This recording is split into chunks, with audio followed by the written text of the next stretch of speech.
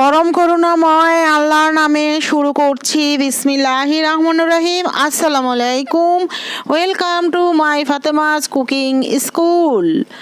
আমার এই রান্নাগুলো যদি ভালো লেগে থাকে লাইক, শেয়ার এবং সাবস্ক্রাইব করবেন। পাশে থাকা বেল আইকনটি বাজিয়ে যাবেন যেন আমার রান্না সবার আগে আপনার কাছে চলে যায়। আজ আমি দেখাবো শামি কাবাব ও জালি কাবাব। চলুন তাহলে শামি কাবাব এবং জালি কাবাব করতে চলে যাই। প্রথমে আমি হাফ কেজির চেয়ে কম বুটের ডাল ধুয়ে পরিষ্কার করে নিয়েছি এবং গরুর মাংস হাফ কেজি কুচি কুচি করে নিয়েছি। এখন এখানে আমি পেঁয়াজ কুচি দিয়ে নিচ্ছি, আস্ত কাঁচামরিচ দিয়ে নিচ্ছি, আদা রসুনের পেস্ট দিয়ে নিচ্ছি, সেই সাথে দিয়ে নেব আস্ত রসুনের পাতা সহ রসুন কুচি। এই রসুন এবং রসুনের পাতাটি আমার গাছের। এখন দিয়ে নিচ্ছি ধনিয়ার গুঁড়ো, মরিচের গুঁড়ো, তেজপাতা,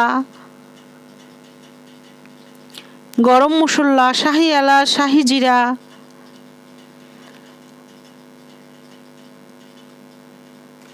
এখন আমি দিয়ে নিচ্ছি আমারই করা কাবাবের মশলা। এই কাবাবের মশলাটি দিলে আর অন্য কিছু এক্সট্রাভাবে তৈরি করতে হবে না। চাইলে আপনারা আমার এই কাবাবের মশলাটি দেখে নিতে পারেন, আমার চ্যানেলে দেয়া আছে।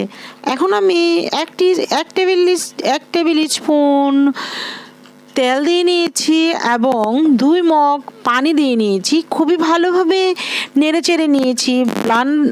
প্রেসার কুকারে বসিয়ে দিয়েছি।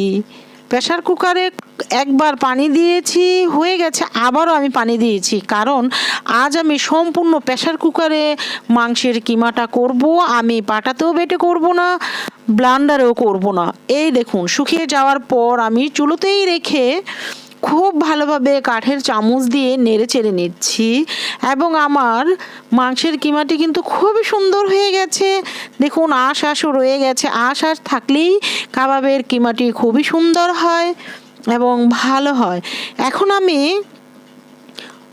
ফ্রাই প্যান বসিয়ে আমি এখানে ফ্রাই প্যানে তেল বসিয়ে আমি কাবাবের কিমার মধ্যে আমি আরেকটু কাবাবের মাংস দিয়ে মশলা দিয়ে নিয়েছি ও একটি ডিম নিয়ে খুবই ভালোভাবে ময়ান করে নিয়েছি। এখন আমি ফ্রাই প্যানে কাবাবগুলো দিয়ে দিয়েছি। প্রথমে আমি দেখাচ্ছি জালি কাবাব। আমি আজ 2 ধরনের কাবাব দেখাবো, জালি কাবাব ও শামি কাবাব। প্রথমে আমি দেখাচ্ছি জালি কাবাব। শামি কাবাবের কিমা দিয়েই জালি কাবাব করা যায়। জাস্ট ডিমটা ফেটে ডিমের উপরে হাত দিয়ে ঘুরিয়ে ঘুরিয়ে জালি জালি করে নিলেই জালি কাবাব হয়ে যায়।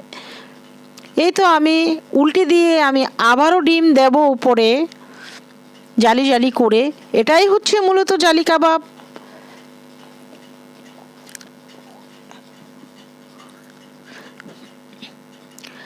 কেমন আছো বন্ধুরা তোমরা? আলহামদুলিল্লাহ, আমি তো ভালো আছি।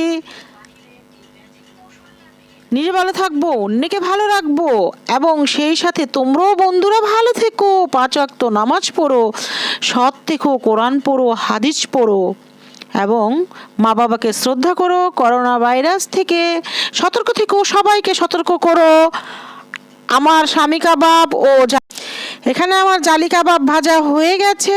এখন আমি শামি কাবাবগুলি ভেজে নিয়েছি, তবে শামি কাবাবের উপরে ডিম ছিটিয়ে দিতে হয় না। আমার 2টি কাবাবই সুন্দর হয়েছে এবং সুস্বাদু হয়েছে, খেতে তো আরও মজা হয়েছে। আল্লাহ হাফেজ, সবাই ভালো থাকবেন।